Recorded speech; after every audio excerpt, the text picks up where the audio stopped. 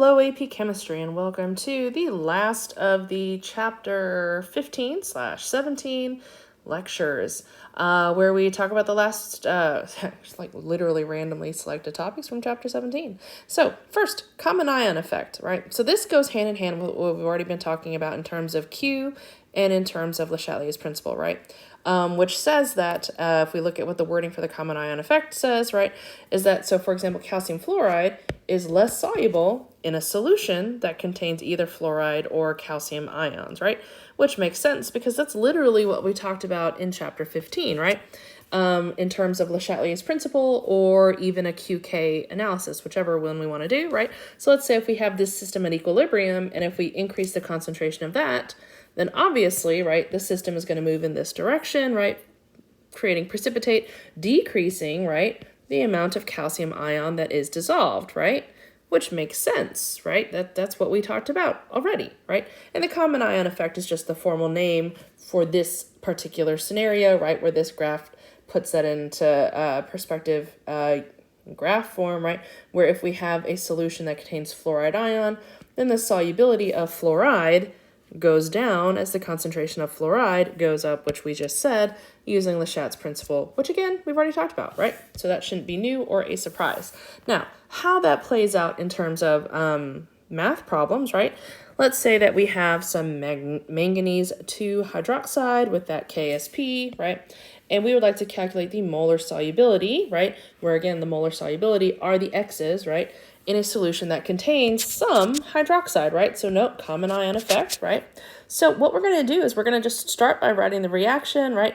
And here we should note, again, that the molar solubility being the X's really means we're looking at equilibrium concentrations, right? So if we're trying to find equilibrium concentrations and we have a K and we have some other information, right?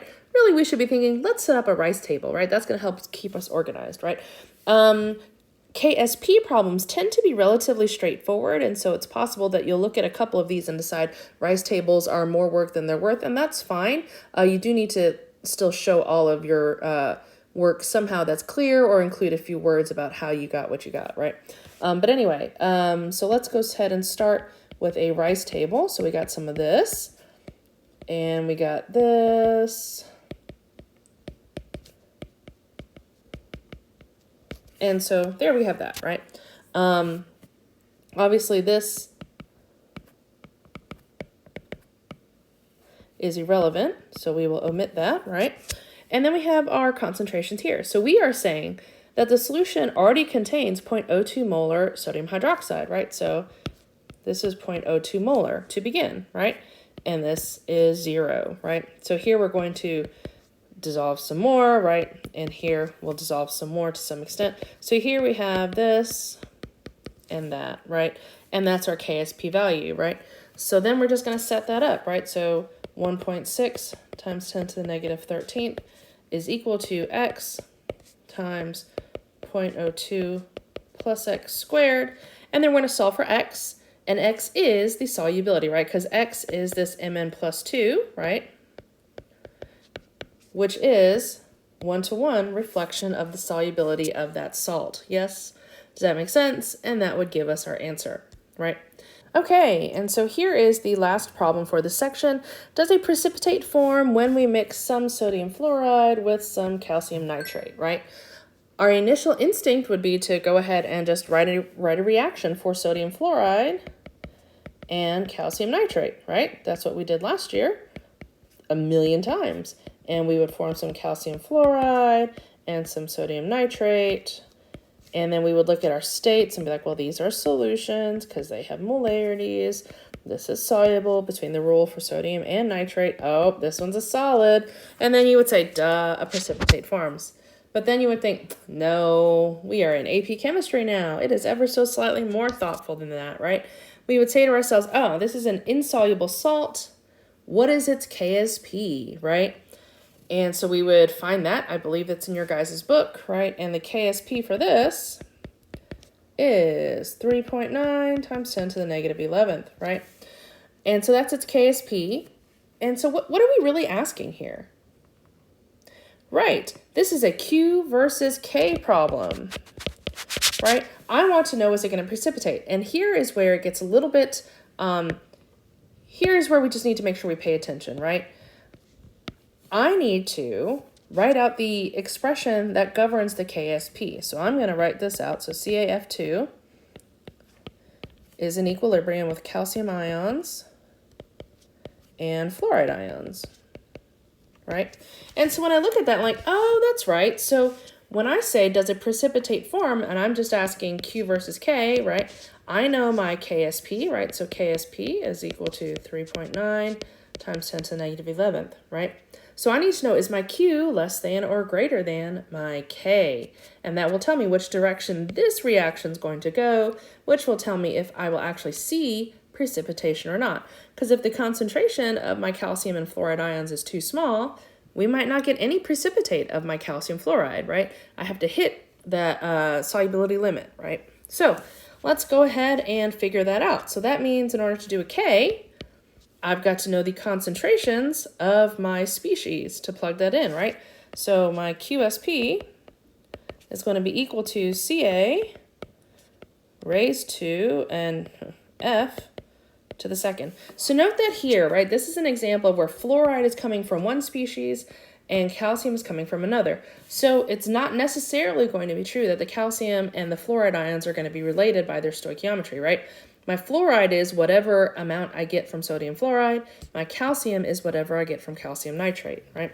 So let's go ahead and work that out. So if I have 0.02 molar and 0.05 liter, so 0.05 times 0.02, so I have 0.001 of this raised to the second.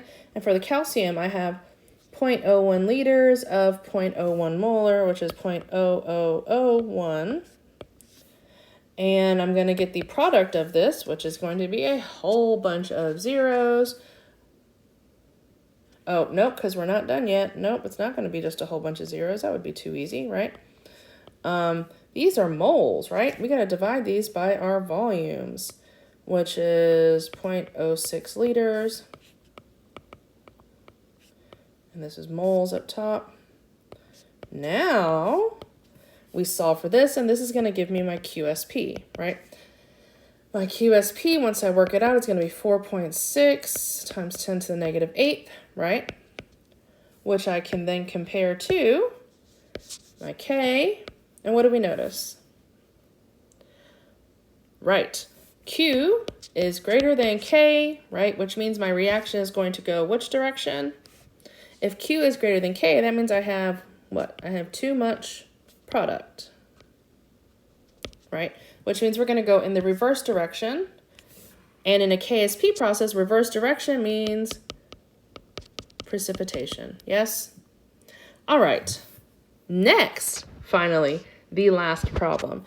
A solution consists of 0.05 molar magnesium and copper. Which ion precipitates first as hydroxide is added, and what concentration is necessary? Okay, so we have KSPs, right? So really all we're doing is we are looking for what concentration of hydroxide is necessary, right? 1.8 times 10 to the negative 11th is equal to, right, Mg times hydroxide squared, right? So this would be 0.05 molar times my hydroxide, which would be X squared, right? And note here again, right, it's not like the hydroxide is not going to be twice that of magnesium necessarily, right? Because it's not coming from magnesium hydroxide, right? Over here, we would set up a 4.8 E negative 20 is equal to 0.05 times X squared, right? And we would solve for our respective X's. And for magnesium hydroxide, we get 1.9 times 10 to the negative 5th as my concentration. And then solving for the hydroxide for the copper. Okay, and for the hydroxide, we get 9.8 times 10 to the negative 10th molar, right? Which means that in terms of what concentrations are necessary, right? So these are the concentrations of hydroxide necessary for precipitation to begin, right?